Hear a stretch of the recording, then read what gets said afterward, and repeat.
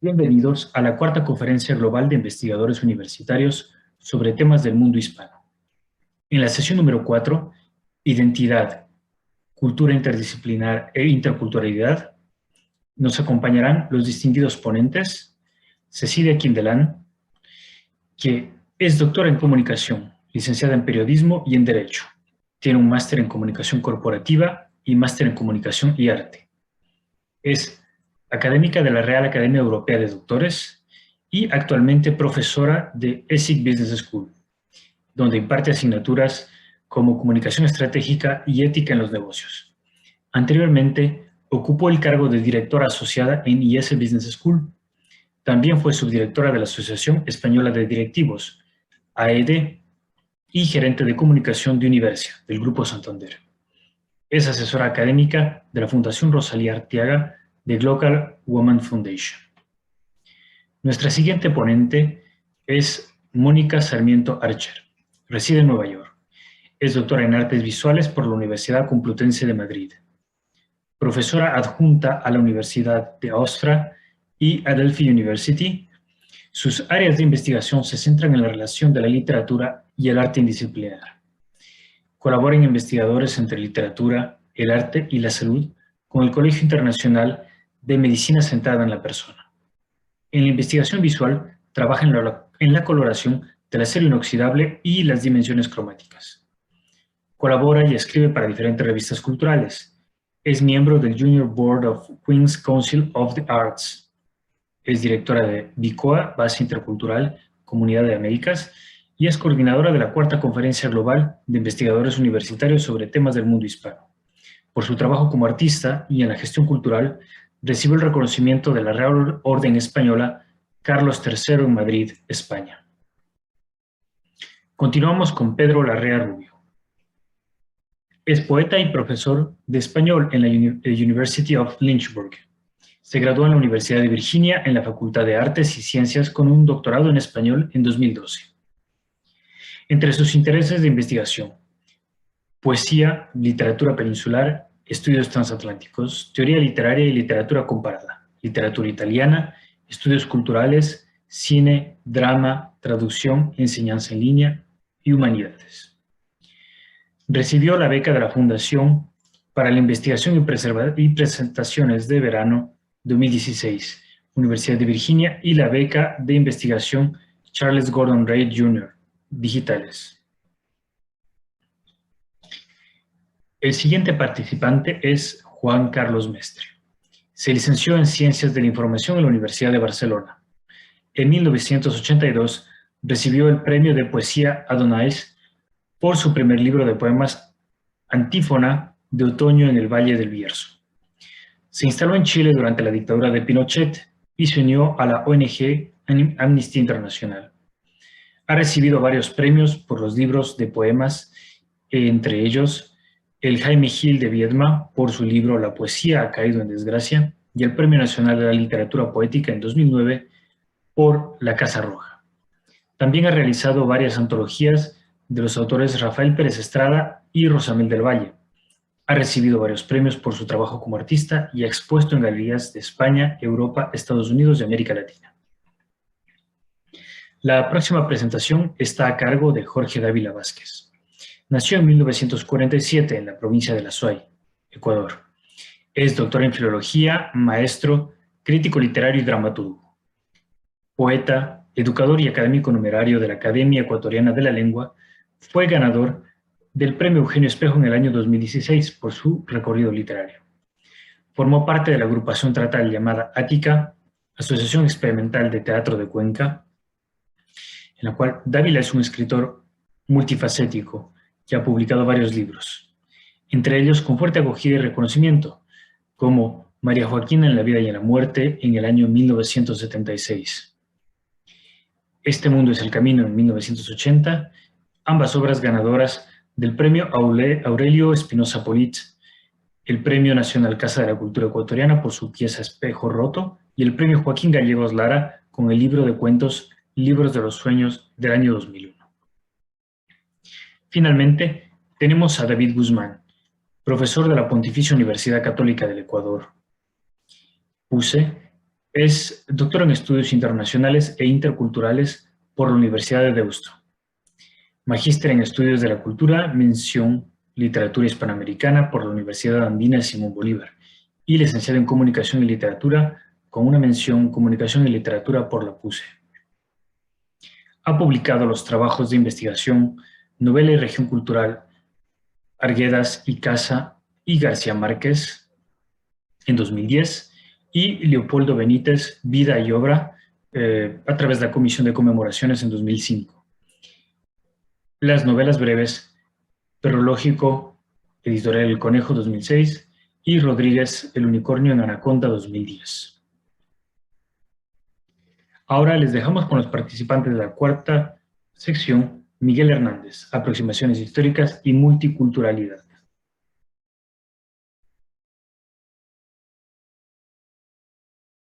Continuamos con Pedro Larrea Rubio. Es poeta y profesor de español en la University of Lynchburg. Se graduó en la Universidad de Virginia en la Facultad de Artes y Ciencias con un doctorado en español en 2012.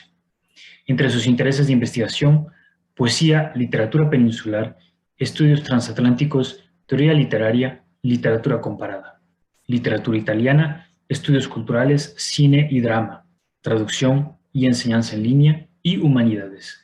Recibió la beca de la Facultad para Investigación y Presentaciones en Verano 2016 de la Universidad de Virginia y la beca de investigación Charles Gordon Reid Jr. Digitales.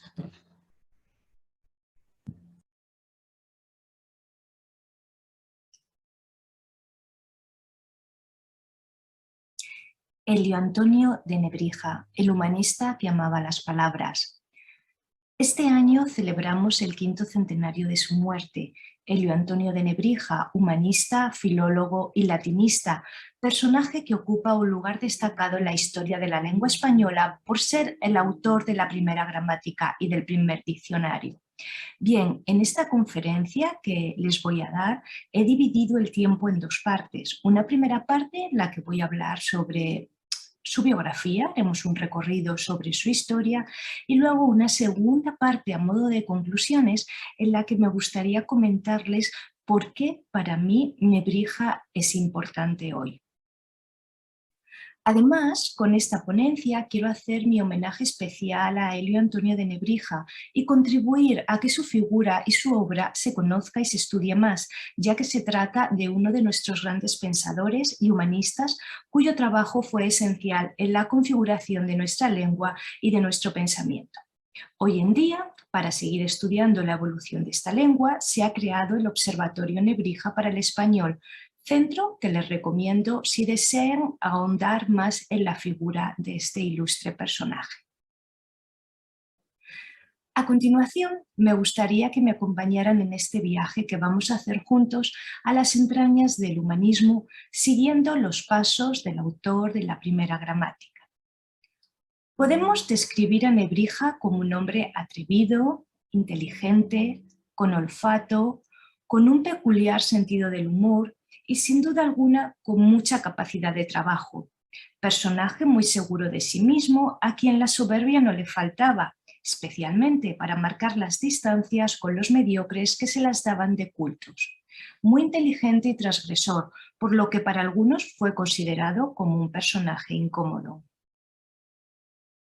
Nebrija fue escritor, gramático, lingüista, pero también fue poeta, latinista, traductor, lexicógrafo, exégeta bíblico, docente, catedrático, historiador, cronista real, impresor y editor. También se interesó por la cosmografía porque quería conocer cómo era el mundo y por la pedagogía, defendiendo ideas tan modernas como la de que a los niños había que educarlos no a base de golpes, sino transmitiéndole la pasión por saber, por descubrir, por conocer y por sentir orgullo de lo aprendido. Realmente lo que más define a Nebrija es su actitud ante la vida, una vida marcada intensamente por su ansia de conocer. Citando al poeta y diplomático mexicano Homero Aridgis y a su obra Nebrija, el gramático en guerra, su vida se podría resumir bellamente con los siguientes versos. Dejó su nacimiento en el Guadalquivir Abajo para pasar a Italia y restituir a los autores latinos desterrados de España. Volvió a Salamanca, abrió la tienda de la lengua latina con la intención de desbaratar la barbarie simplemente en todas las ciencias con el arma de la gramática. Desde la Universidad de Salamanca confrontó a los vendedores de términos, denunció el desconocimiento de la gramática que nos hace extranjeros en nuestra tierra. Triunfó sobre los juristas que no habían digerido los digestos de Justiniano. Atacó a los teólogos que equivocaban la escritura, derrotó a los médicos confundidos en las obras de Plinio, a los historiadores ignorantes de las antigüedades de España y examinó a los maestros y a su lengua de estropajo. En fin, podríamos decir que Nebrija fue un andaluz que aprendió latín en la Bética y esto marcó positivamente su trayectoria. Se enamoró de aquellas palabras que habían dejado los romanos en las lápidas de su pueblo, en Lebrija. Bien, cuando era adolescente, con 14 o 15 años, le dice adiós a su tierra. Lo conocido se le había quedado pequeño. Fue un joven que intuyó que para creer hay que salir de nuestro pequeño mundo. Tal vez podríamos decir que fue el primer estudiante Erasmus. Se enfrentó a la excitante proeza de hacer el bachiller en Salamanca, centro del conocimiento en aquella época. Pero la universidad que allí se encuentra estaba en pleno medievo, al igual que toda Europa, a diferencia de Italia, donde estaba naciendo el humanismo. Carmen Codoñer, doctora en Filología Latina, explica cómo la nueva corriente humanista que estaba floreciendo en Italia le seduce. En 1465 llega al Colegio de España de Bolonia. Con 19 años y gracias a una beca, vino para estudiar teología.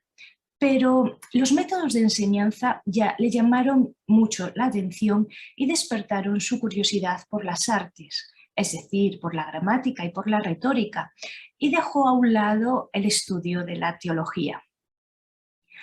En Bolonia encuentra un latín que los humanistas intentan recuperar, es decir, el latín puro, el que hablaban los antiguos romanos, que se encontraba en grandes autores como Cicerón y Virgilio. Su estancia allí fue fundamental para ampliar su visión de la lengua y cuando vuelve a España intenta aplicar todo lo aprendido. Se da cuenta de que no se puede saber nada sin conocer el latín, ni teología, ni medicina, ni derecho, ya que todas las fuentes estaban en latín. Su gran acierto fue darse cuenta de la necesidad de enlazar el estudio del latín con un sistema de enseñanza que difiriera del estilo medieval tan propio de Salamanca y crear una metodología sencilla para dominar la lengua que posteriormente permitiría a sus estudiosos disponer del conocimiento de su profesión, es decir, llegar al dominio de nuevas carreras, de nuevos estudios a través del dominio de la lengua del latín.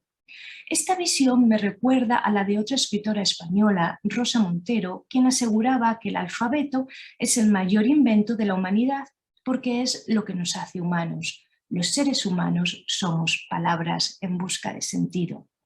En fin, siguiendo este viaje, el arzobispo de Sevilla, Alonso de Fonseca, que en el pasado había sido alumno de Nebrija, lo contrata y por lo tanto le hace regresar de nuevo a su tierra, a la Bética. Vuelve empapado de la cultura humanista de Italia y Nebrija vuelve mucho más sabio. Entonces es cuando él hace que le llamen Elio Antonio de Nebrija, un nombre épico. Según Lola Pons, historiadora de la lengua y catedrática, Antonio de Cala y Jaraba, que es como se llamaba Nebrija, originariamente, cuando regresa de Italia se hace llamar Elius Antonius Nebrisensis. Vemos que adopta el sistema de tria nomina del latín, donde incorpora Elius, que era el nombre que llevaban los dos emperadores de Roma, hispanos, que habitaron su tierra, Trajano y Adriano. De algún modo nos estaba expresando, estos fueron mis paisanos. Posiblemente él había reconocido Elius en las inscripciones romanas que había encontrado en la Bética. Mantuvo su nombre cristiano, Antonius, y además, orgulloso de su tierra, sumó el apellido de Nebrija identificando así su gentilicio, es decir, su origen y su procedencia. En Sevilla estará hasta que lo reclaman de Salamanca, y aquí consigue hacerse con la cátedra de Prima Gramática e inicia su cruzada contra la barbarie. Se propone recuperar un latín dañado, empobrecido por el mal uso a lo largo de los años. Desde Salamanca cambió el modo de estudiar latín en toda Europa. Esta universidad fue refugio y tormento para él. Por un lado, consiguió logros académicos, aunque no le pagaban mucho. Se casó con Isabel Solís, una joven salmantina, abrazando el matrimonio como mal menor. Tuvo muchos hijos y se preocupó porque estos, los 9, medraran, lo que le hizo tener que asumir muchas clases, restando tiempo a su tarea investigadora. Él fue uno de los pioneros en buscar el equilibrio entre la docencia y la investigación. Pero en Salamanca también fue testigo de su peor enemigo, de la Inquisición. 1492 fue un gran año para la historia y Nebrija estaba allí. 1492 fue cuando publicó su célebre Gramática Castellana, dedicado a la reina Isabel la Católica. Nebrija fue cronista real. Suyo fue el tanto monta, monta tanto. El descubrimiento de América supuso un nuevo uso para la creación de Nebrija. Su gramática latina fue la inspiración para muchas de las grandes gramáticas que los misioneros españoles escribieron para las lenguas indígenas.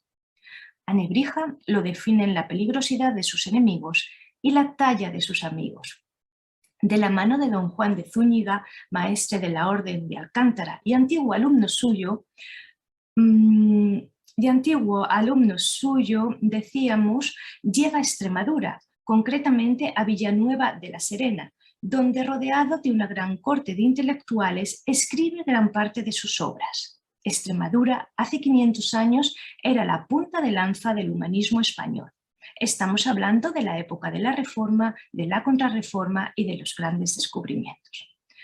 Pedro Martín Baños, biógrafo de Nebrija, cuenta cómo don Juan de Zúñiga le propone que se retire de la docencia y pase a patrocinar sus obras. Este mecenas le permite estar 18 años destinado a estudiar, y es aquí cuando produce lo que le permitirá abrir un camino cultural impresionante.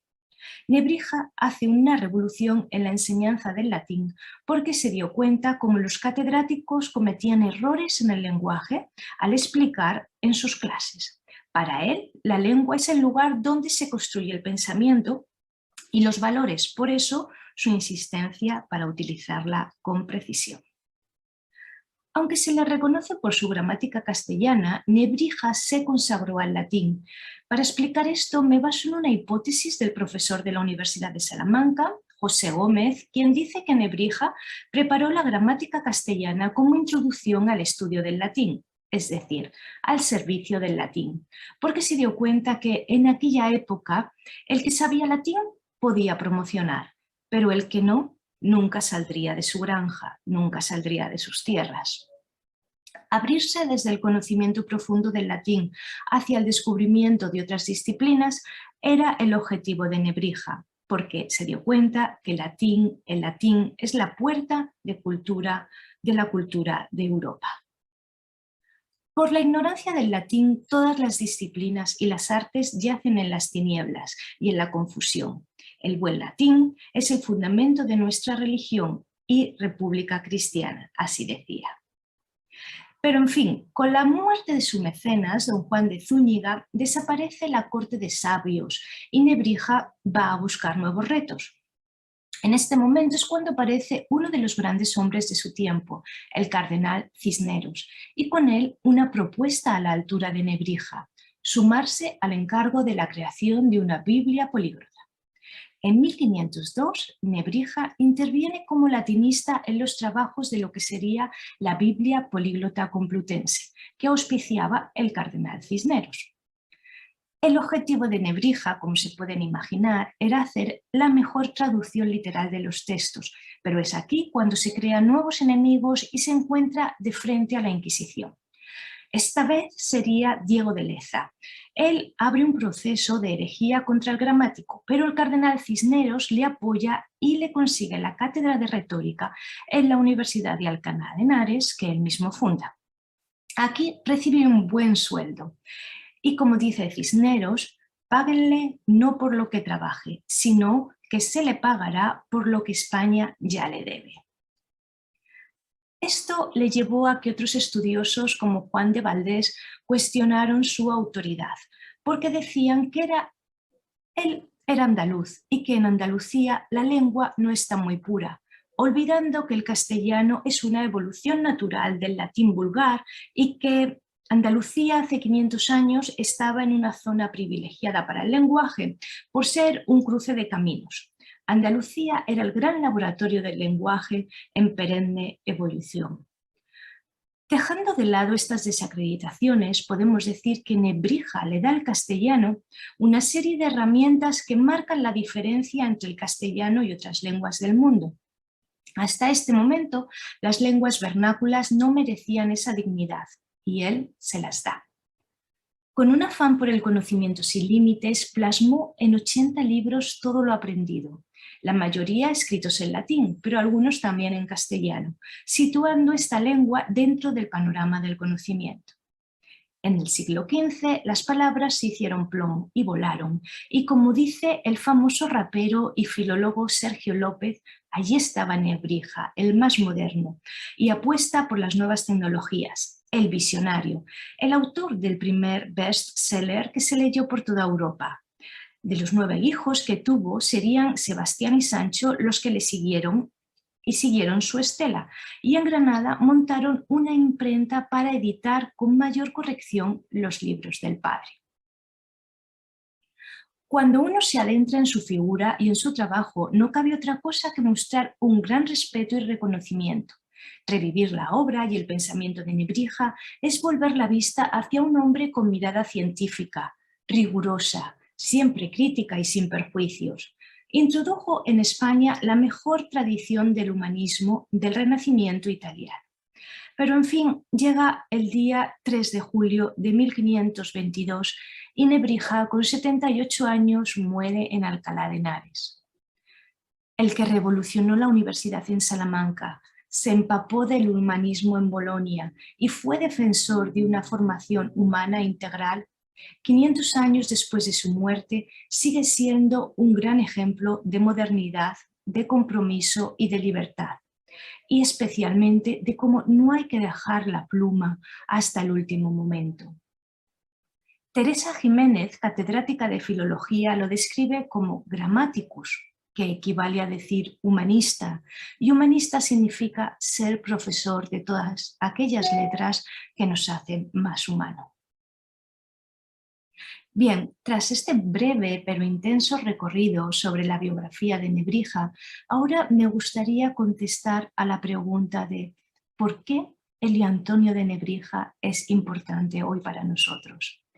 Bien, como hemos visto, en primer lugar, Nebrija fue un visionario que dio alas al español al crear la gramática castellana. Esta fue la primera gramática de una lengua romance. Una lengua romance quiere decir una lengua hija del latín. Y iba por delante esta gramática, incluso décadas por delante de la italiana, de la portuguesa o de la francesa. Nebrija abre un nuevo camino, el de la gramática de las lenguas vulgares. Además, diseña cómo escribir lenguas que nunca habían sido escritas, lenguas amerindias, que eran ágrafas, como el quichua, el aymara, el guaraní o las lenguas caribes. Por esto podemos reconocerlo como el patriarca del imperio de las lenguas, no el de la lengua del imperio, como algunos hicieron creer, porque las lenguas amerindias fueron codificadas y sometidas al arte sobre el modelo de la gramática de la lengua castellana de 1492. Y aunque es cierto que nuestro idioma se ha transformado mucho, pero en su raíz todavía está Nebrija muy presente, su influjo en el español fue muy grande. Elevó al castellano a nivel de las lenguas clásicas, y esto fue fundamental, porque unió mucho a los reinos insulares que en este momento acababan de fundirse y de consolidarse como una nación, como un solo estado. Nebrija fue esencial en la configuración de nuestra lengua y de nuestro pensamiento. Gracias a él recibimos una cultura humanista porque cree en la fuerza del ser humano como persona y no como siervo, que era lo que ocurría en la etapa del medievo. Nebrija lucha por los derechos de autor desde un punto de vista comercial. Vemos que es realmente moderno.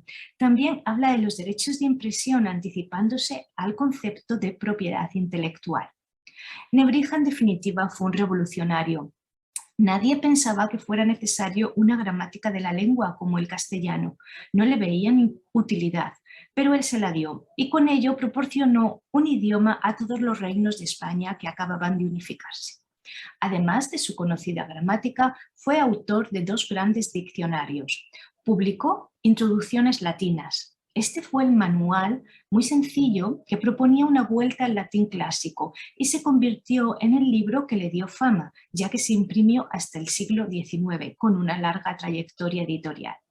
Además, creó un diccionario de la geografía y escribió un libro titulado De Liberi Educandi, que se trataba de una obra educativa también muy moderna y revolucionaria. Si solo hubiera escrito este libro, ya le hubiera merecido la fama. Esta obra se puede considerar hoy en día como moderna por sus adelantadas ideas como, por ejemplo, que a los niños no se les pega y como que en sus primeros años de vida el juego es muy importante para su desarrollo. También resaltó en este documento los beneficios de la alimentación con la leche materna. Sus obras entran en el circuito de la erudición europea y él se da cuenta de la proyección de su trabajo, por lo que hace un concierto con un impresor para que le procure beneficios anuales, iniciando la idea de los derechos de autor. Sus hijos explotaron comercialmente las obras de su padre.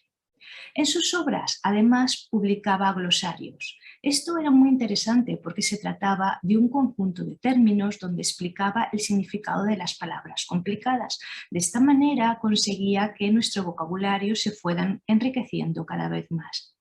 También a él le debemos las normas de la ortografía, le debemos la facilidad ortográfica del castellano. Siguiendo la máxima de Quintiliano, hay que escribir como se habla, decía. Por esto había que utilizar una ortografía sencilla, una ortografía directa, una ortografía limpia, donde cada sonido tenga una letra. Nada que ver si lo comparamos con lenguas como el alemán o el francés.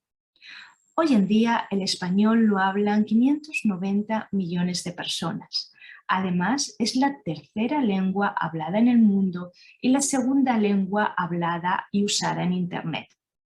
Por lo tanto, lo que con su vida y con su obra, con su trayectoria profesional y humana, Nebrija nos demuestra es cómo podemos ser capaces de cambiar el mundo con el estudio de cosas tan aparentemente pequeñas como lo fueron las letras latinas, pero con una enorme y gran repercusión.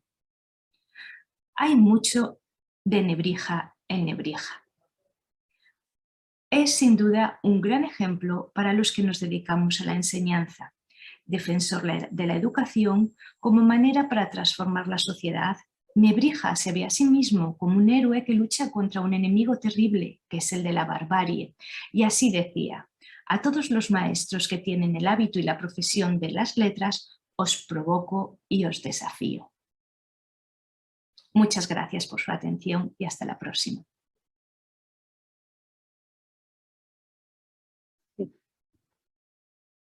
Muy buenos días, tardes y noches.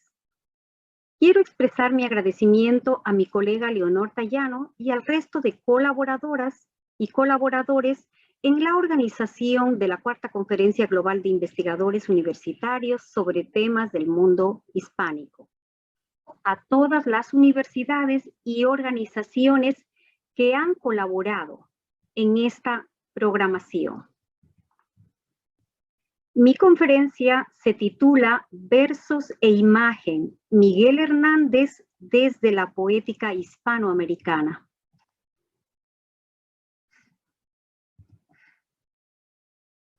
En la actualidad, los nuevos estudios sobre la obra de Miguel Hernández adquieren un mayor reconocimiento gracias al material poético que se encuentra entre la Fundación Miguel Hernández de Orihuela, la Fundación Fondos de Patrimonio de la Diputación de Jaén y más archivos propiedad de la familia.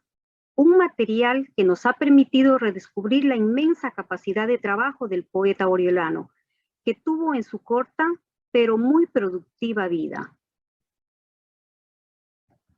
Como analiza el catedrático de literatura hispanoamericana José Carlos Rovira en su libro El taller literario del poeta, la presencia del lenguaje de lo clásico a la vanguardia, y otras publicaciones donde profundiza sobre el trabajo del poeta.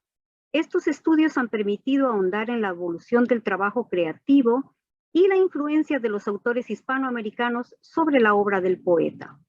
En estos breves apuntes destacaremos sobremanera la presencia de los versos estructurados en imágenes y su proceso de construcción para llegar al poema final. Para esto, partiremos de 3 momentos creativos en la influencia literaria de la vida del poeta. La adolescencia, marcada por lecturas de poesía clásica española, sobre todo se inicia con un despliegue de imágenes partiendo de las metáforas y octavillas influenciadas por la obra de Luis de Góngora y por los 3 clásicos, Lope de Vega, Garcilaso y Bécquer.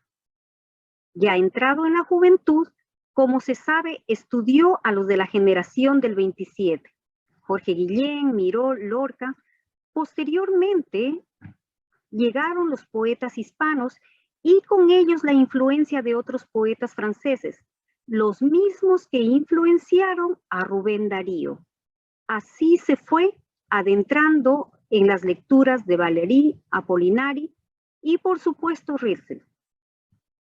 Hernández tenía un espíritu inquieto, lo que llevó a los 18 años a escribir diversos versos. El 13 de enero de 1930, en Orihuela, publica su primer poema pastoril. En los estudios del investigador Rovira, realizados en el 2020, describe que la obra se trata de un lamento amoroso de la pastora Lea que termina suicidándose al ser abandonado por el pastor. Esta obra, escrita en tercetos octasílabos y publicada gracias a su amigo Carlos Enol, quien lo incentivó a que presentara sus poemas. También recoge aproximadamente en su juventud 100 poemas a los cuales irá poco a poco dando a luz o dando a conocer a sus amigos. Las primeras características de su poesía van en un tono pastoril, con una expresión sencilla, muy rural, evocando imágenes costumbristas, como se puede observar en su poema Canto a Valencia.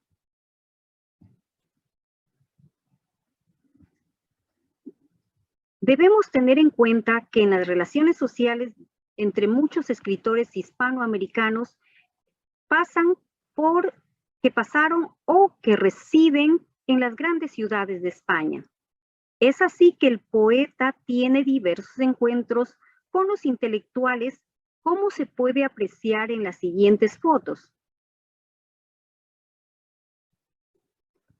En la imagen, en la fotografía número 1, podemos observar a Miguel Hernández, el primero de la izquierda, y junto a Pablo Neruda, el segundo a la derecha, durante un homenaje a Vicente Alexander en 1934. El evento se realizó en Madrid, en el restaurante Buenos Aires. Posteriormente, debemos recordar que él había intentado escapar de España a través de poderse posibilitar a través de sus amigos. Esta oferta creo que fue rechazada, diríamos que fue rechazada por Miguel Hernández, ya que quería mantenerse al frente, aunque hubieron muchos intentos de realmente poder salir del país.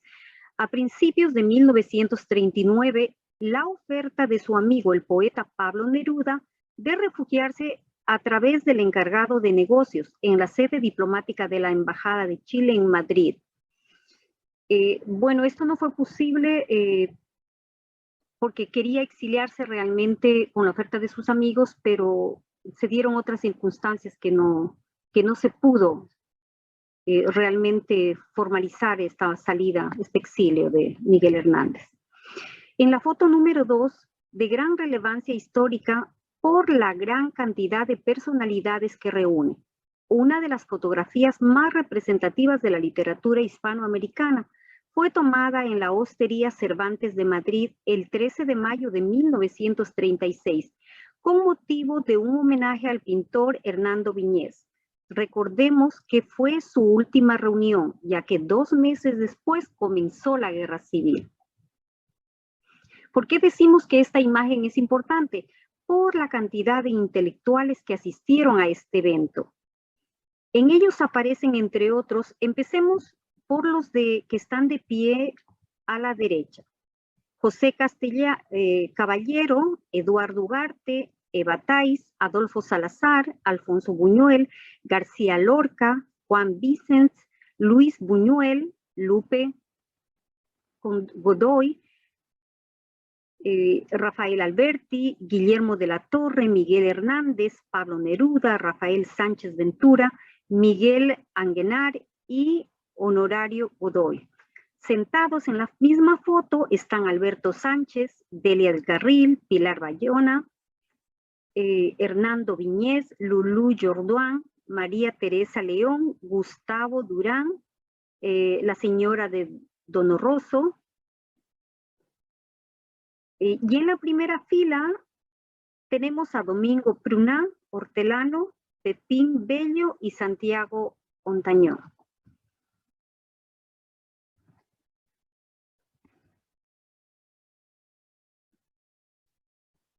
Toda esta relación aportó nuevas amistades, conocer a nuevas personas, y de ahí viene, recibe la invitación de Gerardo Diego para publicar en 1996 aquellos creadores que tienen la influencia gongorina, o llamados nietos de Góngora. 12 publicaciones en las que se recoge, se conocerá con Rafael Alberti, Gerardo Diego, Jorge Guillén, García Lorca, Aguirre, Jiménez Caballero, Pedro Salinas y Vicente Alexander.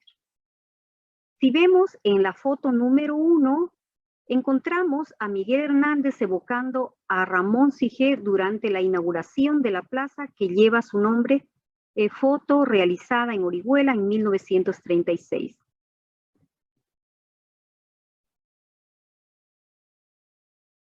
En la imagen número 2, realizada entre 1900, vemos que comienza a participar en estas colaboraciones.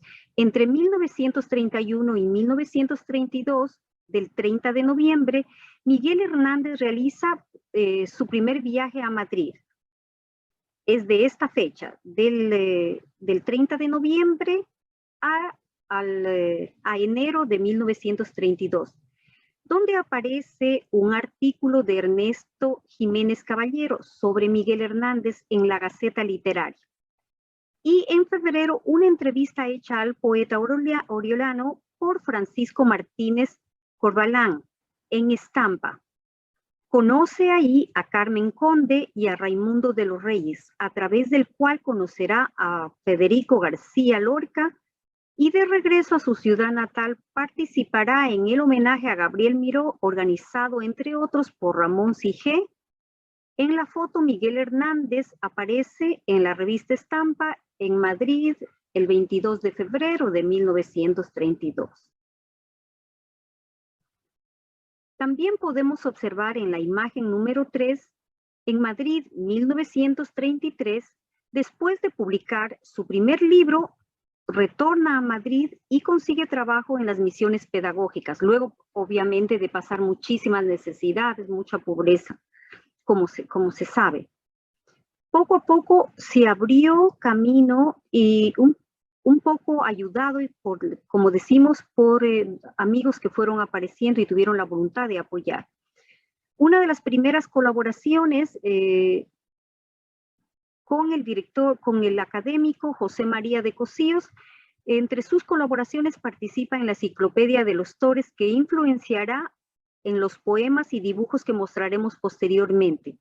Y luego participará en diversas publicaciones como la de revista Occidente que estamos viendo. En esta edición que aparece aquí en la revista Occidente, se presenta en Madrid en el Pen Club. Es interesante destacar en el sumario de la portada, se inicia con las siguientes presentaciones. Pedro Salinas, el concepto de generación literaria aplicada a la del 98. José Ortega y Gasset, un discurso. Otros artículos como de Miguel Pradlin, La idea de Europa. Jaule Marret, Clima, suelo y raza. Samuel Butler, Darwin y el reino de las máquinas. Y Miguel Hernández aparece en la portada con los poemas. Apoyado todo esto por El Espejo que pinta Momento, la revista de libros que hacía una síntesis también de los libros que iban viniendo o que ellos iban anunciando. También está acompañada de una viñeta de María Mayo.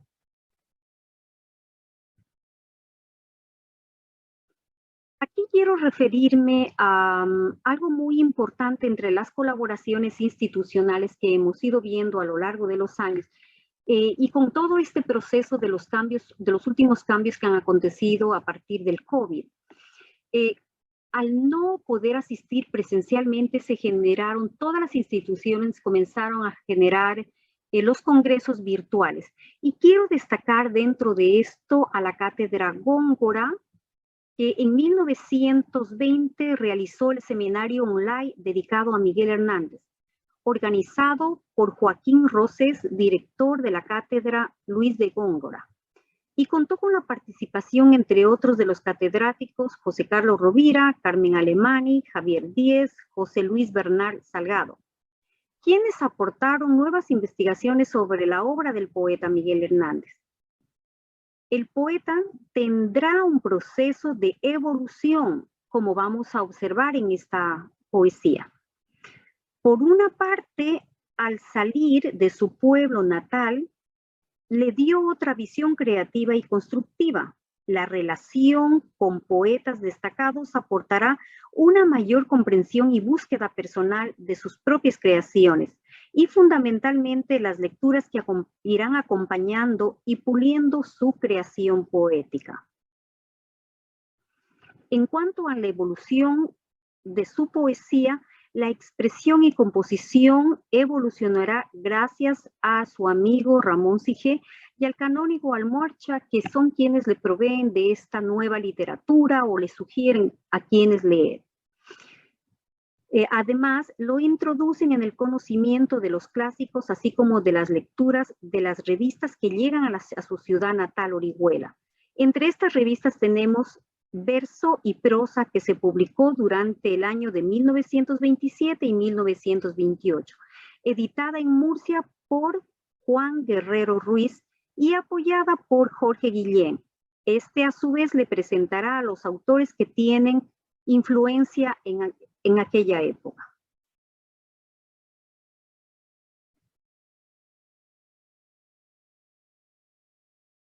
Los 6 meses cortos y difíciles que Miguel Hernández estuvo en Madrid fueron decisivos. Durante su estancia frecuentaba la Biblioteca Nacional, lugar donde se alimenta culturalmente. Escribe octavillas reales como una dedicación a Góngora.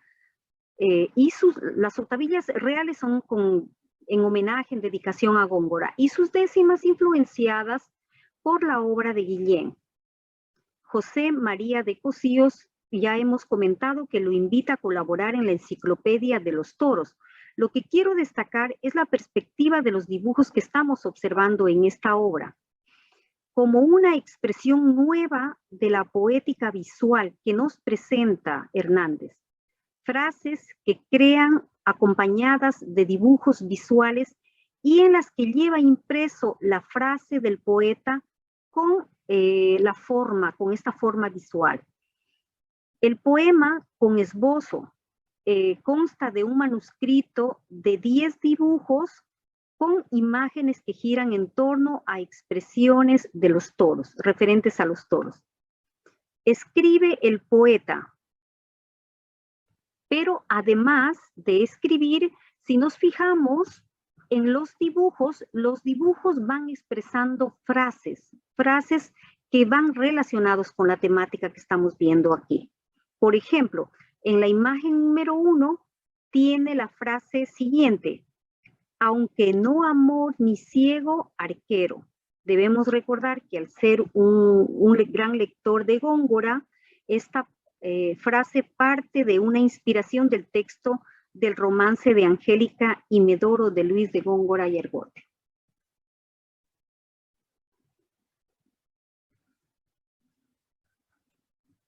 Al regresar a su ciudad natal, asimismo tenemos que ver que cerca de su ciudad natal, la ciudad de Murcia, conoce a Raimundo de los Reyes, director de la Editorial de la Verdad, y a quien plantea la publicación de un libro de poemas que posteriormente le enviará con 40 poemas, versos de octavas y dibujos de Hernández.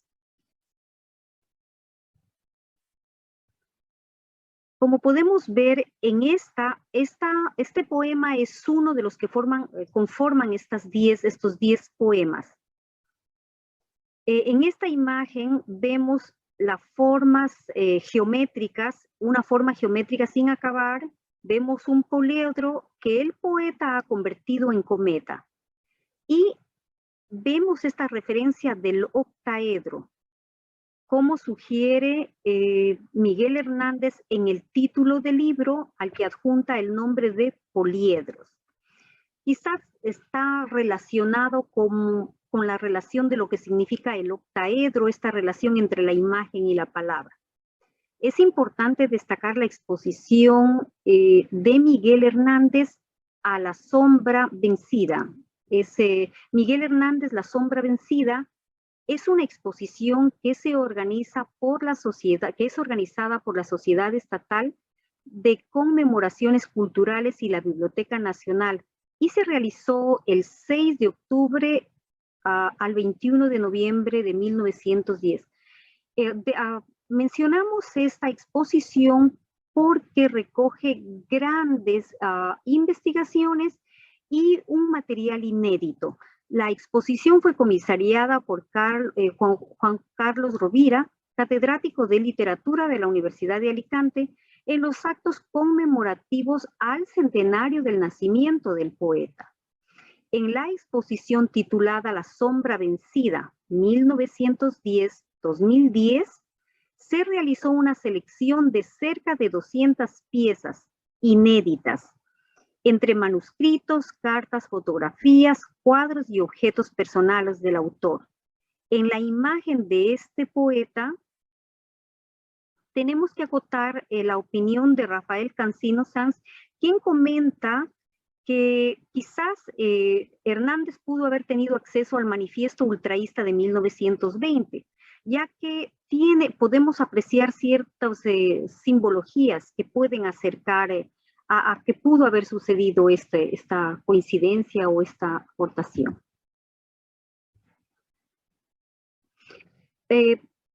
Continuamos nuestra relación hablando sobre Hispanoamérica. Como hemos visto, uno de los poetas que influenció muchísimo a Miguel Hernández fue Rubén Darío. Con Rubén Darío, una parte, porque recordemos que Rubén Darío vivió mucho tiempo en Francia, y en Francia también tuvo esta fuerza de la poesía francesa, de los poetas franceses, pero que también algo muy importante en la relación o poca relación que Miguel Hernández tuvo en Madrid, estuvo rodeado de un entorno de poetas, de artistas hispanos. Y algo muy importante, destacamos que la literatura de Miguel Hernández se reconoció en Hispanoamérica antes que en España, porque no fue permitido las publicaciones que él hizo, no podía ir por la situación de la guerra civil.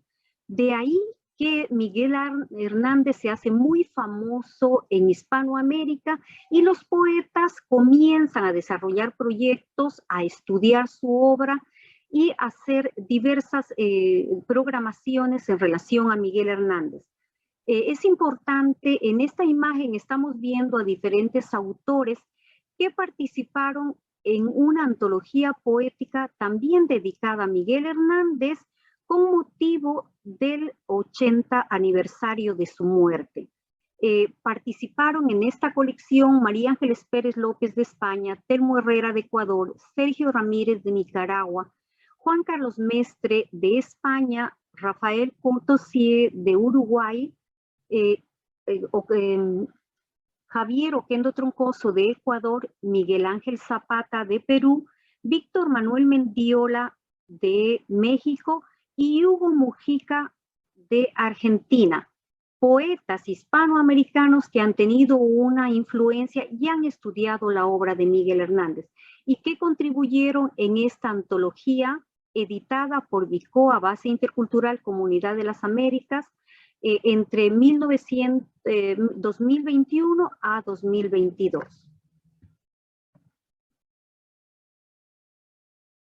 Para finalizar mi intervención en la cuarta Conferencia Global de Investigadores Universitarios sobre temas del mundo hispano, en esta conferencia que tuvimos la colaboración y que tenemos la participación de la Universidad Miguel Hernández, también quiero destacar la colaboración de la Universidad Técnica Particular de Loja y bajo la dirección de Jennifer Samaniego y Marta Gila Palacios, directora del Departamento de Ciencias de la Tecnología y Computación de la UTPL, del Vicerrectorado de Modalidad Abierta y a Distancias, han creado una exposición titulada Loja, homenaje a Miguel Hernández, en el Centro Virtual de Convenciones, en la dirección que aparece en la pantalla.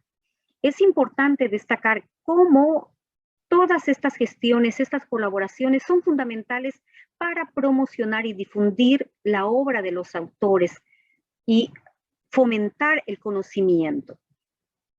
Quiero expresar mi agradecimiento a todos los que han hecho posible y gracias por su atención y por haberme permitido esta participación.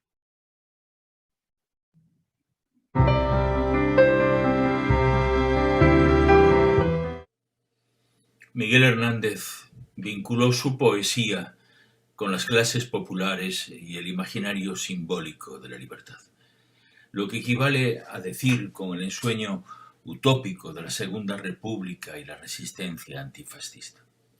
Dio amparo, acogió tras las puertas de la otra realidad del lenguaje el albergue moral de los dañados por la fatalidad, a las voces sin boca que ante el silencio, primera forma de la sumisión, nombraban su propio cuerpo, amor, fiebre, pobreza, ante la asfixia ideológica de la perversión autoritaria. Todo significa Miguel Hernández, porque todo en él es el testimonio del testigo, lenguaje que recompone los fragmentos dispersos de una realidad hecha pedazos por la violencia del poder político, restos de una historia dinamitada por los intereses de clase y las gravísimas contradicciones políticas que desembocan en el paroxismo del conflicto del golpe de Estado franquista que desencadenó la Guerra Civil Española. Cada poema de Miguel Hernández corresponde también a la posibilidad de llegar antes al destiempo de la historia, al aún es necesario del todavía es posible, la utopía que frente al deseo frustrado de la felicidad reconstruye, al nombrarla, la zona donde permanecerá más viva la única posibilidad de salvación de las víctimas, la memoria. La compasión que frente a la avería incorregible del tiempo de las víctimas se incorpora al pensamiento poético como una de las conductas esenciales de su significado. Miguel Hernández es la lengua, el hablante solidario de la lengua, es decir, un poeta mayor entre los hablantes humildes de la lengua, el idioma desde el que habla el damnificado, aquellos para quienes el mundo no ha sido una mera imagen de sí mismos, sino la época y el espacio donde ejercer el encargo que nadie les ha hecho, pero que cumplieron con la intensidad de un mandato, el de hacerse cargo de un otro, parte de la historia de la angustia colectiva en la lucha por los derechos civiles a la felicidad. Él sigue siendo la voz de los sufrientes. Miguel Hernández diciendo que la poesía sí es materia de este mundo, participación de la esencia de este mundo, idioma despierto de este mundo. Ni fuera de la razón, ni fuera de la ética, pues el poeta, como señalara María Zambrano, tiene su teoría, también su ética propias, descubiertas por él mismo, no por el filósofo. Creo que Miguel Hernández supone en ese sentido un accidente congelado en términos de proyecto espiritual de nuestra cultura, una desconocida presencia que no sale sola al camino de la responsabilidad, sino en compañía de una perceptible multitud que ha hecho del idioma una herramienta de justicia para ayudar a construir la casa de la verdad y no encargo transitorio para pretender destruirla. Miguel Hernández es la duración del instante, la utopía de un compromiso en la fraternidad hecha restitución de lo pendiente, más aún, redención laica de aquellos que no llegaron a conocerla, pero siguen siendo la voz suplicante de lo todavía ausente en el lugar donde no estuvo nunca la justicia. No se apartan de ahí las palabras de quien mira el mundo desde los ojos de los olvidados. Ese es el cáliz que da de beber la personificación de la otra sangre, la humanidad convertida en persona individual, en mujer y hombre singular, enfrentados desde la debilidad de su intemperie a los paroxismos de la historia, acogidos en la poética de Miguel Hernández no como seres simbólicos, sino como ciudadanos reales, un pueblo con nombres y apellidos, silenciado, inocente e impronunciable todavía bajo las tumbas anónimas de la desgracia. No hay distancia entre poesía y vida, como no hay distancia entre ser y conciencia, entre la identidad y el amor que cada uno percibe de sí mismo al verse reflejado en el rostro del otro. En ese pensamiento de la modernidad crítica, en el que está presente los múltiples sujetos que se hospedan en la compasión de Miguel Hernández ante la pregunta de los sufrientes, esa también la intensidad contemporánea de su contribución a la respuesta que sigue pendiente. Las cárceles se arrastran por la humedad del mundo, van por la tenebrosa vía de los juzgados, buscan a un hombre, buscan a un pueblo, lo persiguen, lo absorben, se lo tragan. Miguel Hernández pertenece para mí a la tribu de los que aferrados con las manos desnudas al relámpago de la emoción, tiritando sin otra herencia que la demanda de piedad bajo la intemperie, siguen repitiendo bajo la oscura biografía de los astros el soy inocente, tengo derechos, no me mates. La desobediencia, sí, dialéctica y política, que ante los lenguajes normativos del poder socializan por primera vez en su tiempo ante los analfabetos de la tierra, la colmena de Góngora.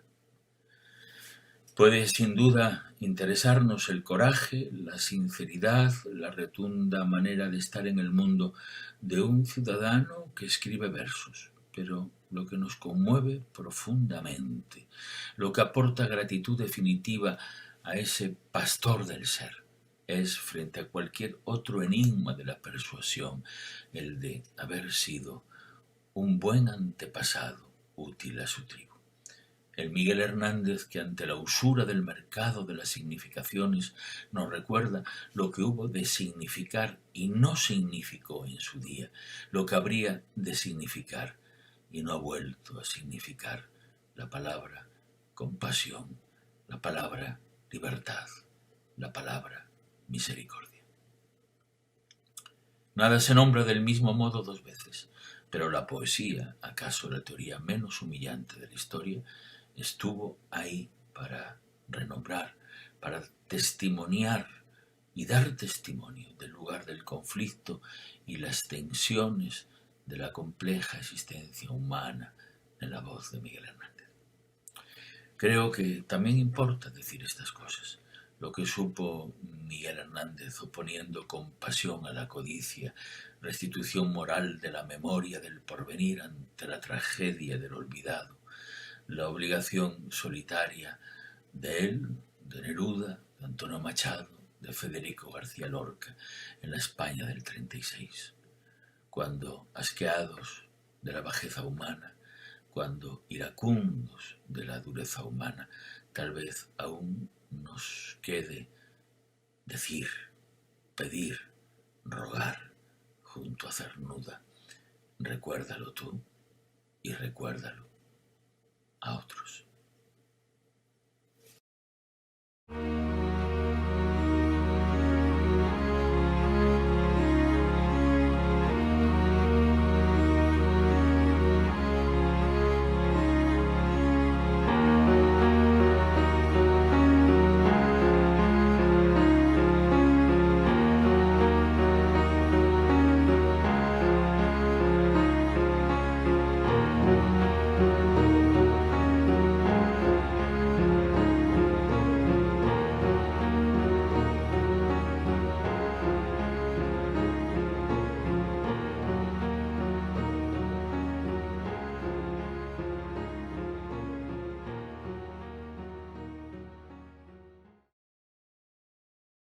Me llamo Pedro Larrea, soy poeta y profesor en la Universidad de Lynchburg.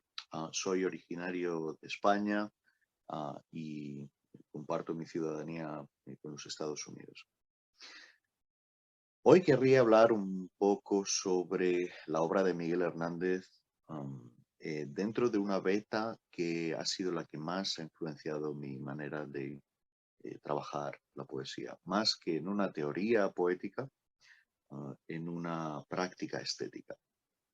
Miguel Hernández, a pesar de su juventud, a pesar de su fulgurante paso por la poesía española, nos ha dejado un corpus, aparte de extenso, bastante complejo a la hora de simplificarlo. Por desgracia, figuras míticas por la biografía, como las de Miguel Hernández, Federico García Lorca, muchas veces el mito no nos deja ver la obra, ¿no? Como el árbol a veces no nos deja ver el bosque.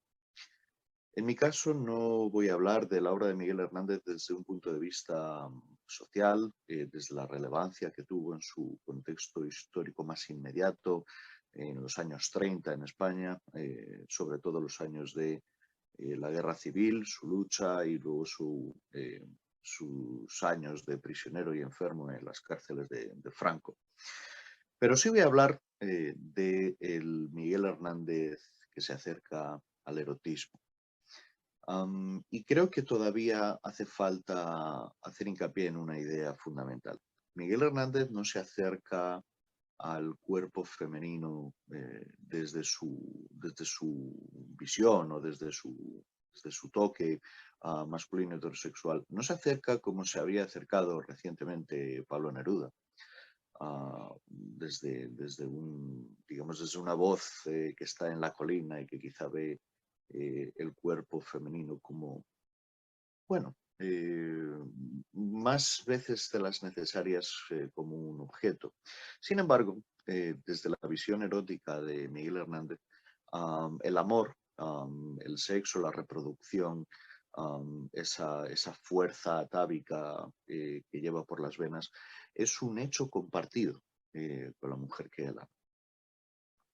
Da la sensación de que los poemas de Miguel Hernández no están escritos para cortejar a su mujer, no están escritos para regalarle los oídos a su mujer, ni para mostrarse a sí mismo como el gran amante, poeta que seduce a la mujer. No. Miguel Hernández nos está mostrando el erotismo como una colaboración absoluta entre el hombre y la mujer. en un estado de igualdad. Ese erotismo, esa fuerza atávica no es posible desde la palabra del poeta si no es considerando el hecho de la mujer como una fuerza activa dentro del poema. Es así como el primer libro, digamos el primer libro maduro de Miguel Hernández, muy pronto en su producción, fue El rayo que no cesa, escrito entre los años 1934 y 35, donde en un grupo de poemas, fundamentalmente sonetos, intenta contener esta fuerza los muy académicos dirían telúrica, pero esta fuerza de las venas, esta fuerza venal, en una serie de sonetos con algún poema de otra forma. Y creo que es importante porque hay una tradición, una mala costumbre, más que una tradición, diría yo, dentro de la apreciación crítica en la poesía española, por la cual la forma elegida por el poeta dicta un prejuicio contra la poesía. El mero hecho de que sean sonetos para muchos críticos o poetas ya indicaría un non plus ultra, una falta de interés. Es una noción que no existe tanto, por ejemplo, en la tradición anglosajona. Pero, sin embargo, sonetos de Miguel Hernández, del rayo que no cesa, por ejemplo, el número 2. No cesará este rayo que me habita, el corazón de exasperadas fieras y de fraguas coléricas y herreras donde el metal más fresco se marchita. No cesará esta terca estalactita de cultivar sus duras cabelleras como espadas y rígidas hogueras hacia mi corazón que muge y grita.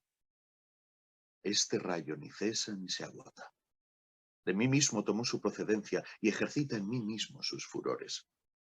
Esta obstinada piedra de mí brota y sobre mí dirige la insistencia de sus lluviosos rayos destructores.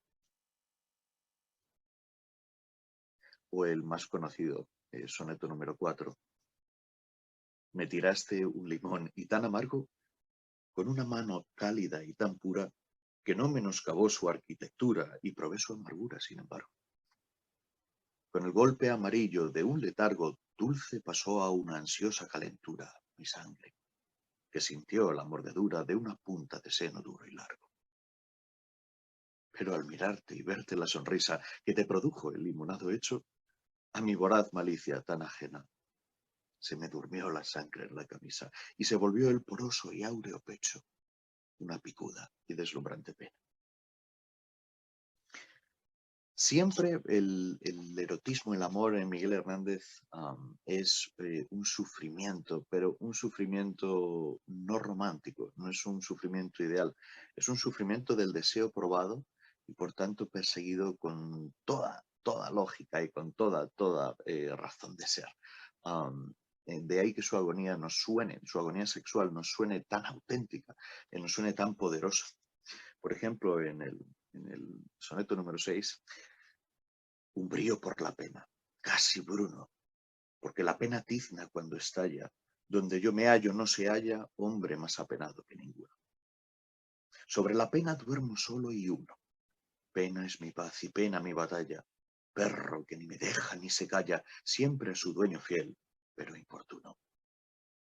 Cardos y penas llevo por corona, cardos y penas siembran sus leopardos y no me dejan bueno hueso alguno. No podrá con la pena mi persona, rodeada de penas y de cardos, cuánto penar para morirse uno.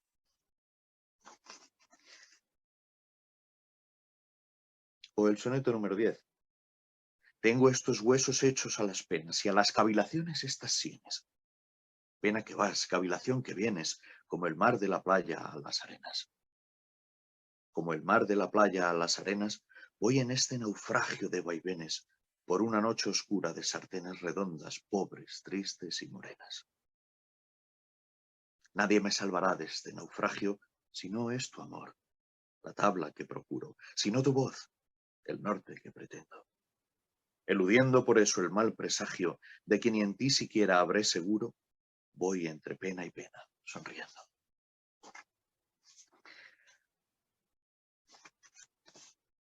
Una de las metáforas más recurrentes, no solo en Miguel Hernández, sino en esta generación y en la anterior, del 27, es el toro.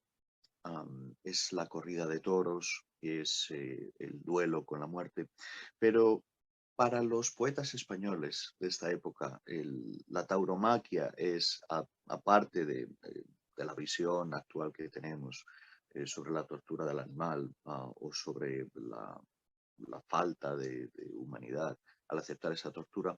En su momento histórico, en su contexto histórico, ellos no podían pensar tanto de esta manera, pero vieron la tauromaquia como una gran metáfora, no solo de la lucha con la muerte o de la tragedia o del ethos griego que está detrás de buena parte de la producción mediterránea de un Miguel Hernández, de un García Lorca. El toro es también una fuerza sexual. El toro es como aquel toro pintado en el palacio de Nosos en Creta, sobre el cual van danzando una serie de figuras femeninas y masculinas, intentando evitar el toro con fintas, pero al mismo tiempo sin poder resistir ese contacto con la piel dura y con la piel caliente de un toro. Es por tanto una metáfora en la que la muerte es un símbolo quizá de esa petit mort de la que hablaban los franceses de una manera un poquito más sofisticada, pero con menos encanto del orgasmo. Aquí tenemos uno de mis sonetos favoritos del Rayo que no cesa, el soneto 23. Como el toro he nacido para el luto y el dolor. Como el toro estoy marcado por un hierro infernal en el costado y por varón en la ingle con un fruto.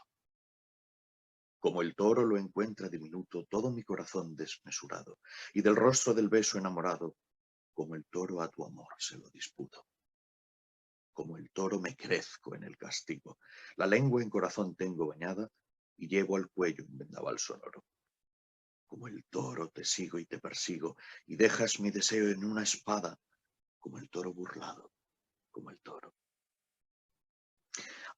Esta presión, esta necesidad del deseo no se contempla solo como un mero disfrute o como una mera circunstancia del vivir, sino como una maldición, como una maldición, como una convocación, como un destino ante el que el poeta abrumado no puede reflexionar, no puede teorizar, simplemente debe entregarse. Esta es una de las grandes corrientes de la poesía de Miguel Hernández. Después, Miguel Hernández tiene algunos de sus mejores poemas, no recogió él voluntariamente en libro, no tuvo tiempo ni de ordenar ni de hacer esa labor póstuma de un poeta que quizá ya está entrado en sus últimos años.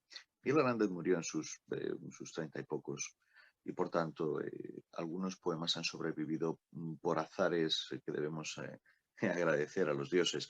Dos poemas para mí fundamentales para entender esta concepción sensual y sexual de Miguel Hernández son dos poemas no recogidos en libro. Uno es Mi sangre es un camino y el otro es Sino sangriento. Voy a leerlos los dos porque creo que son centrales en la labor poética de Miguel Hernández y como homenaje hacia el no veo mayor acto.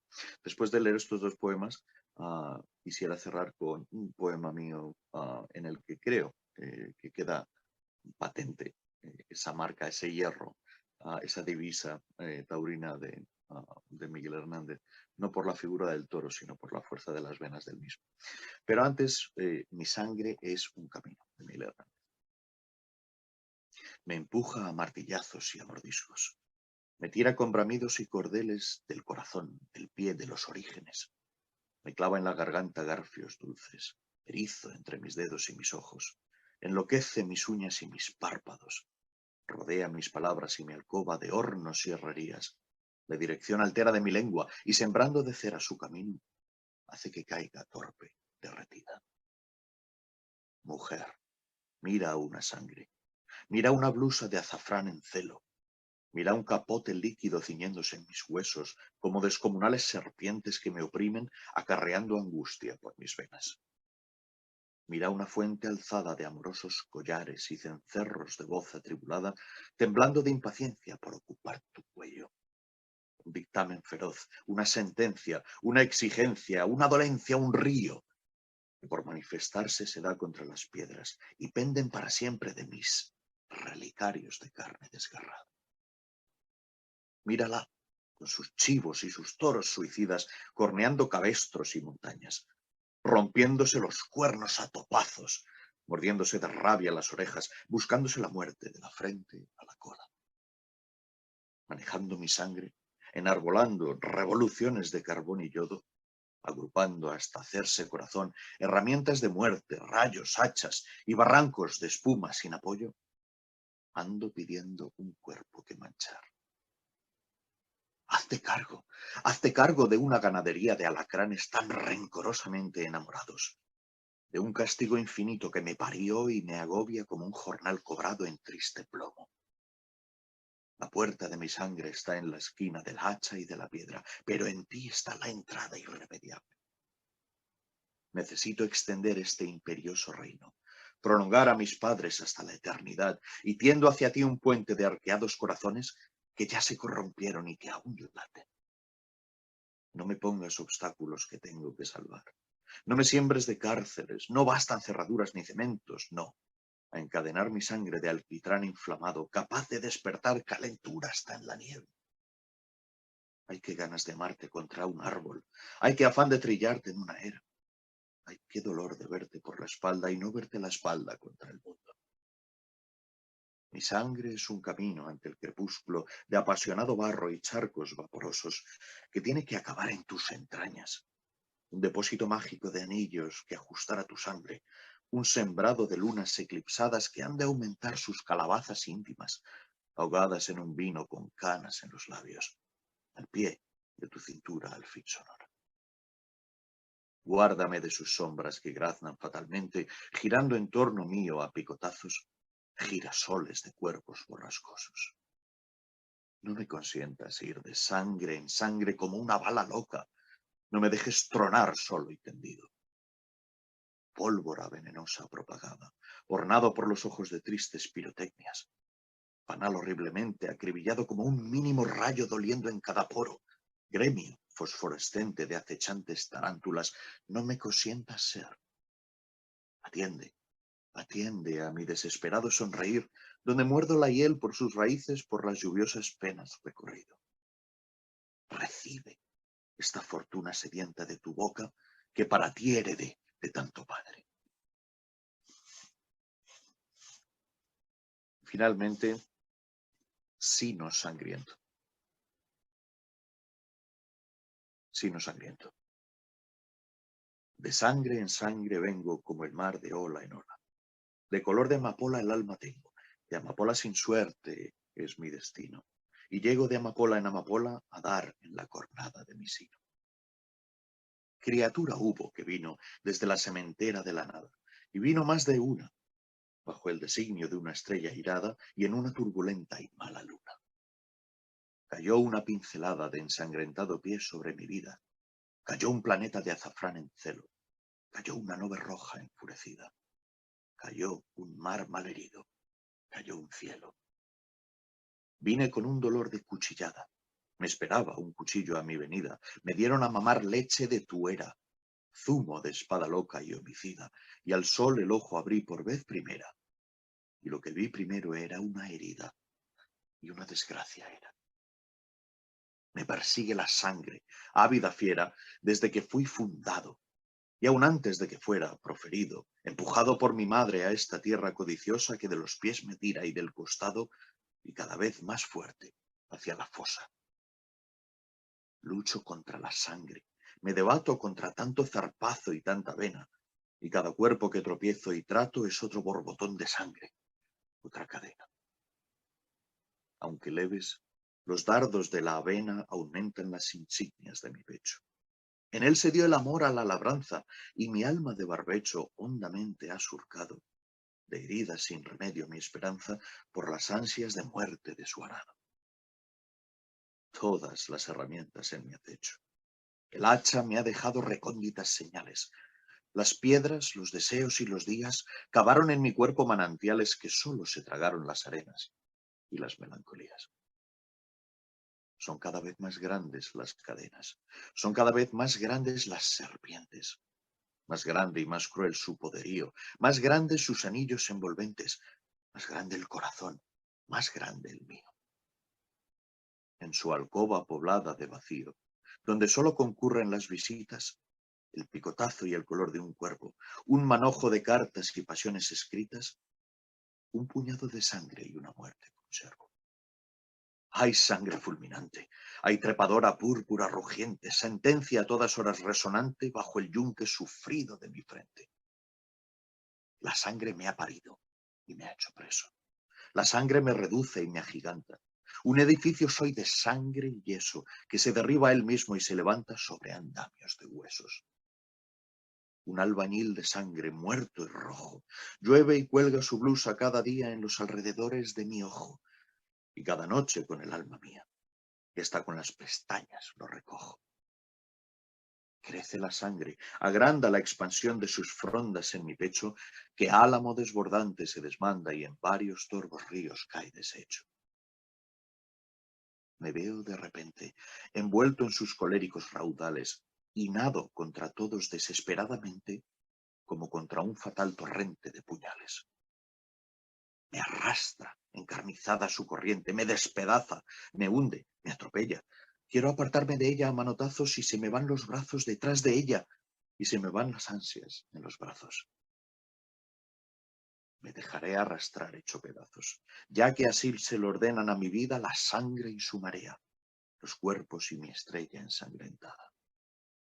Seré una sola y dilatada herida hasta que dilatadamente sea un cadáver de espuma, viento y nada. Estos poemas de Miguel Hernández son no los únicos, pero sí representativos de lo que más me ha impactado y de lo que más gozo cuando vuelvo a la obra de Miguel. Más allá de sus obras de la guerra, más allá de su elegía por Ramos y Geo, de sus Nanas de la Cebolla, que son poemas que están ya en la memoria colectiva del pueblo español y quizá del pueblo hispano. Este Miguel Hernández, no más íntimo, porque no creo que lo sea, sino más enérgicamente humano, más uno de tantos de aquella república que quiso defender del hombre y de la igualdad y de la democracia que no fue posible. Ese Miguel Hernández es el que está presente. Muchas gracias y que viva Miguel Hernández.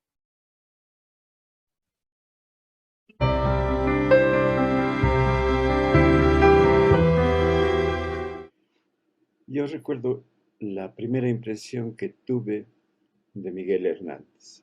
Fue magnífica, íntima, conmovedora, extraordinaria realmente. Y nunca he perdido esa impresión de él, jamás. Nunca he perdido esa emoción primera que tuve al leer sus textos. Yo creo que en la poesía latinoamericana ha ocurrido eso mismo.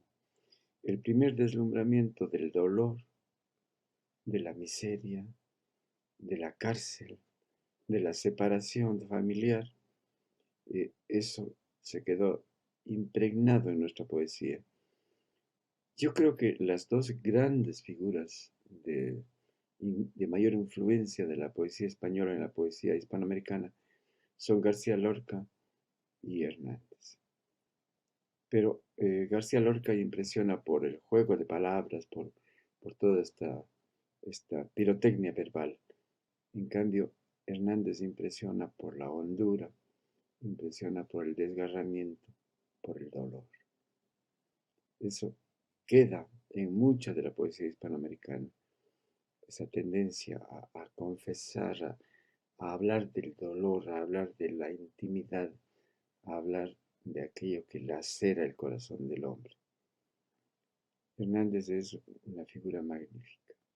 Nosotros, los hispanoamericanos, le queremos mucho, le tenemos un especial amor, una especial predilección, y nunca deja de estar con nosotros, nunca.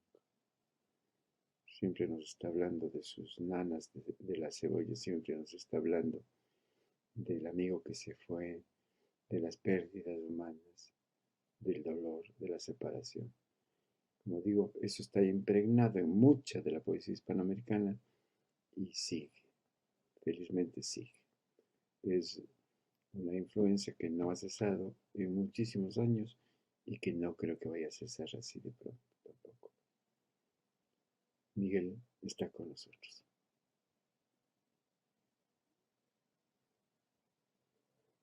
Bien. De mi libro personal e intransferible, unos fragmentos. Del poema y su fuego. Escribo para ti, para ellos, para todos, y escribo para mí mismo, antes de que me asalten las sombras del olvido. Escribo con mi sangre y mis pestañas, con el dolor, con los sueños que se hicieron más sueños y con las pesadillas que se volvieron grito. Pero también escribo con el amor que une nuestras vidas, multiplicándolas, con la alegría compartida año tras año, día tras día, tal vez hora tras hora, y con las penas que se hicieron lágrimas y con las lágrimas que imprimieron ecos en las rocas del corazón, en su paisaje, y que un día logramos mirarlas a lo lejos, como se mira el sol inalcanzable, como se mira el vuelo del insecto, sentirlas tan distantes, como se escucha la canción que eleva la voz enamorada en la callada sombra, inmortalmente. Palabra sobre la palabra, para Eulalia.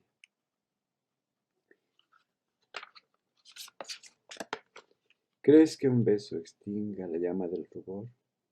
Quizás, y ese será el poema. Cuando no estás, estás, y cuando llegas, se ilumina el universo, poesía exaltada de la vida. Pienso en los avatares del cuerpo, en el sonido del agua, en la música del alma. Pienso en ti, poesía, hecha de carne y hueso, de sueños, de esperanzas, de dolores. ¿Qué es el amor sin ti? Una palabra que cae en el abismo, como una piedra suelta, sin fin. Y sin embargo, ese sonido lejano, imperceptible, es la carne de toda poesía. De la escritura. Escribo, sin embargo, desde la soledad, la compañía, el ruido y el silencio. Escribo desde el ayer, el presente, y quién sabe, el futuro. Solo sé que escribo. Escribo a veces. Dudo sobre lo que fue, lo que es, lo que podría ser, y sin embargo, escribo. Escribo. No selecciono temas, no busco los motivos, evoco, pinto, velo, hablo de los orígenes remotos y de los sueños del ser humano entero. Todo está aquí, yo estoy aquí, no sé por cuánto tiempo, ni hombre ni escritura, pero escribo.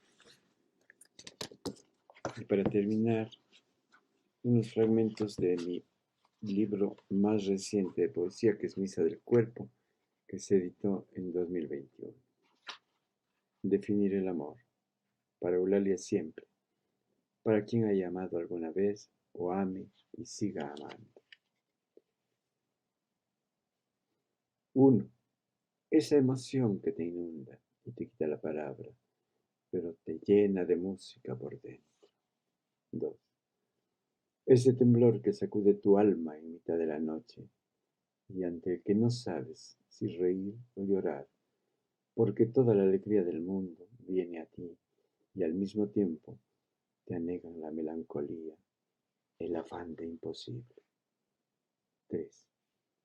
Ese deseo de tu mano en la mía, de mi corazón en el tuyo, del cuerpo que te busca y te encuentra en el reino del sueño.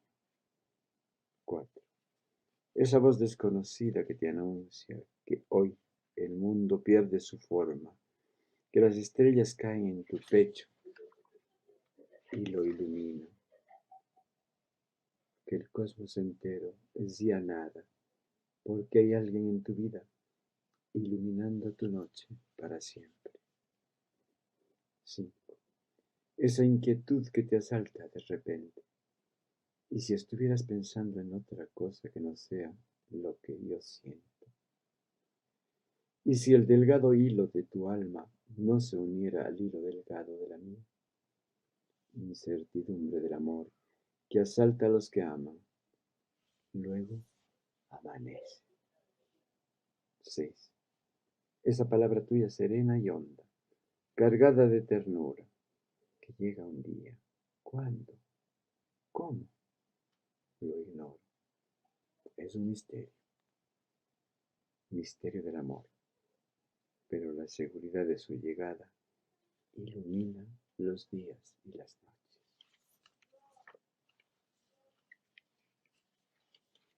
Efímero y perenne. Hay algo más efímero que una gota de lluvia en el desierto. Y sin embargo, no queda en la memoria para siempre esa gota de lluvia inverosímil cayendo en las arenas. Y para finalizar, benedixit. Bendita sea la flor que alumbra el día y perfuma la noche. Bendita la mariposa que con solo posarse unos instantes en la orilla siembra el arco iris en toda la laguna. Benditos sean los niños cuya risa ilumina el universo y cuyas lágrimas aureolan las estrellas.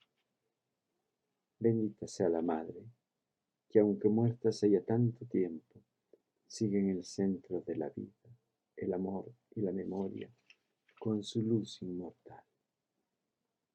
Bendito sea todo aquello que es resplandor, rayo de sol, lucero, nube, ola o guijarro, destello apenas, paso del ser humano o la pequeña bestia. Bendita sea la sombra, benditos el calor y el frío, bendito cuanto de fugaz puebla la vida, el universo, porque es semilla de eternidad, bendito sea.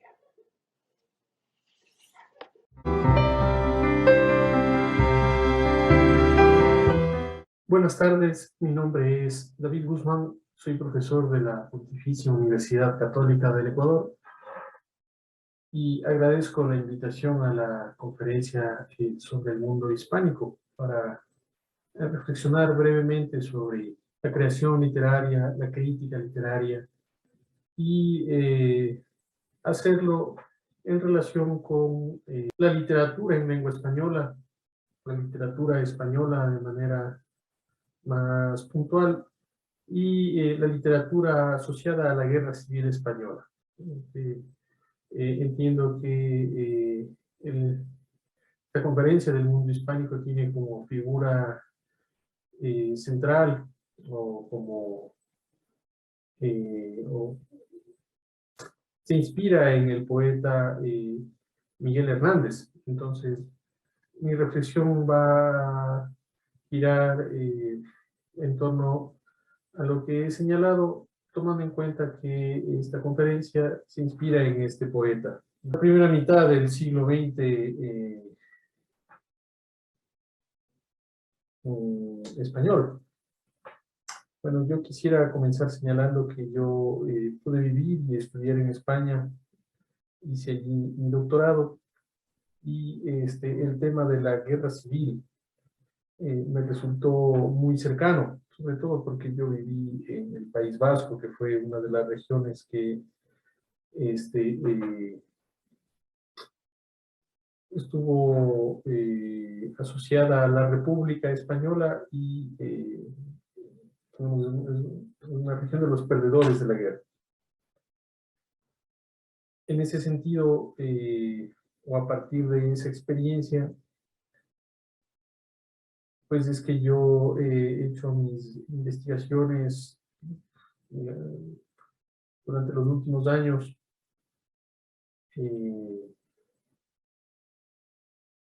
Y es en ese sentido en el que oriento yo también mi proyección de trabajos hacia el futuro. Hace poco he trabajado, por ejemplo, en la edición de un libro de crítica literaria del crítico Ignacio Echavarría. Yo colaboro con él en la revista CTXT de Barcelona y he pasado unos casi 2 años leyendo sus artículos, estudiando los artículos que publica semanalmente en el suplemento del Cultural, que es un suplemento de ya del Diario del Español, entiendo ahora, antes era de Diario El Mundo. Entonces yo hice un análisis de sus artículos, me dediqué a ordenarlos, eran más de 500 artículos, de esos yo he seleccionado 100. Y estos artículos son una reflexión sobre la literatura y de forma específica sobre la literatura en lengua española y de la literatura española en particular. Ignacio Echavarría tiene un libro de los años 90 que es un libro tiene 2 libros. Un libro que está dedicado a la literatura latinoamericana y el otro a la literatura española. Estos libros son muy importantes desde mi punto de vista. El uno está editado en Chile, el que está dedicado a la literatura latinoamericana se llama Desvíos, y el otro en España, Trayecto.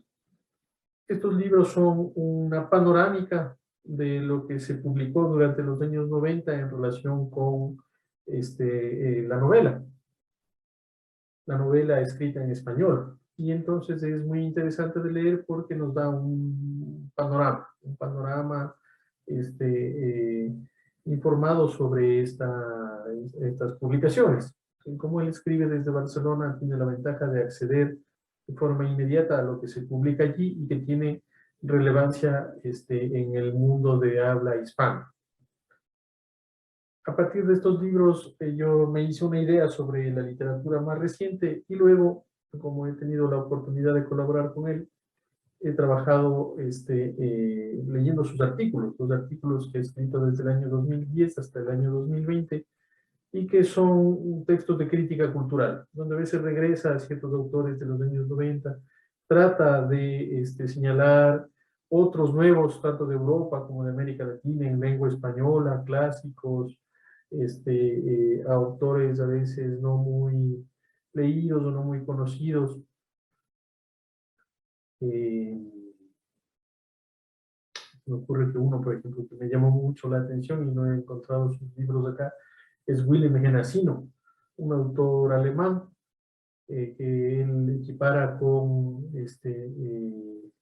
autores como Kafka o como estos autores de una literatura menor. Y entonces lo que él señala a lo largo de estas reflexiones que publica semanalmente es, a mí me parecía que era como la parte central de sus textos y tiene que ver con los niños de la guerra. Él dedica algunos artículos a esta generación de la guerra o de la posguerra, indica además que a veces se confunden un poco. Por ejemplo, Juan Marcé es un escritor de la posguerra, pero Miguel Hernández sería un escritor de los años de la guerra, así como Miguel Delibes y otros tantos que menciona allí. Él, por ejemplo, cuenta una visita que hace a Zúñiga, un escritor que llega a los 100 y pico de años y muere ya en el siglo XXI. Y entonces su reflexión gira en torno a estos niños de la guerra y él dice que toda esta experiencia de la guerra significó para estos niños, porque eran niños en ese momento y después se van haciendo toda una generación de intelectuales y escritores, una serie de características que él les da el carácter de un magisterio, un discreto magisterio. Entonces, la clandestinidad, la perseverancia en la izquierda, son ajenos a cualquier sentimentalismo. Y en el fondo una actitud de estoica. Es lo que él señala en relación con esta generación y dice que es una generación que inspira a las que vienen después. Cabría allí pensar esta generación de los niños de la guerra en relación con las dos generaciones contemporáneas del mundo de habla hispana, cómo fue transmitida, cómo fue recibida esta experiencia. En realidad, ahora que lo menciono yo mismo, la literatura de los años 60 en Latinoamérica, en gran medida inspirada en la Revolución Cubana, termina por ensombrecer, por opacar a esta generación de los niños de la guerra. Pero, claro, esta generación entre los que se encuentran, por ejemplo, Juan B., no, ese es un poco posterior, pero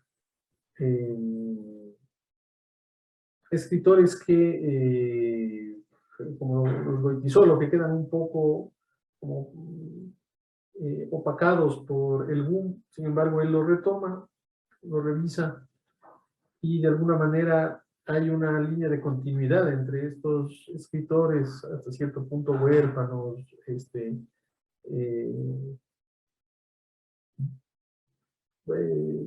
que sobreviven a este conflicto, y la generación latinoamericana posterior, la de los años 60, 70, aquellos que sufren la matanza de Tlatelolco, aquellos que son víctimas de las dictaduras del Cono Sur. Entonces allí hay una especie de línea de continuidad que uno podría además encontrar, digamos, como en un juego de espejos en la literatura de Roberto Bolaño. Es una literatura que gira en torno a esta cuestión. Los desaparecidos, a la dictadura, a todos estos personajes que quedan allí como una generación de poetas lanzadas al precipicio, dice en cierto momento Bolaño. Así es como quizás se podría comprender hasta cierto punto la herencia de Miguel Hernández en el ámbito de la literatura en lengua española. En el caso de Ecuador, cabría apuntar que estas generaciones conectadas, la de los años 30, la de los años 60, 70, están conectadas a su vez. En el caso de Ecuador está el grupo de los que se van, Joaquín Gallegos Vara, Demetrio Aguilera, Pedro Pareja, y otros más, Pablo Palacio, Jorge Casa, que dan nacimiento a la literatura moderna de Ecuador. Mientras que en los años 60, 70 está el grupo de los sánsicos, y hay poetas, por ejemplo, que tienen una experiencia similar a la de estos niños de la guerra, poetas, escritores, por ejemplo, Jorge Rivadeneira, que hace una novela, Las tierras del no hay más, y que sufre persecución, participa en la guerrilla del Toachi y luego se exilia en Venezuela. Y también, por ejemplo, Gustavo Garzón, que es un escritor desaparecido en el año 90, después de haber participado en una guerrilla aquí en Ecuador. Entonces, esas experiencias de persecución, de aniquilamiento, a veces son las que, desde esta perspectiva de Echevarría, nos hacen un legado que se puede entender hasta cierto punto como un sentimiento de duelo,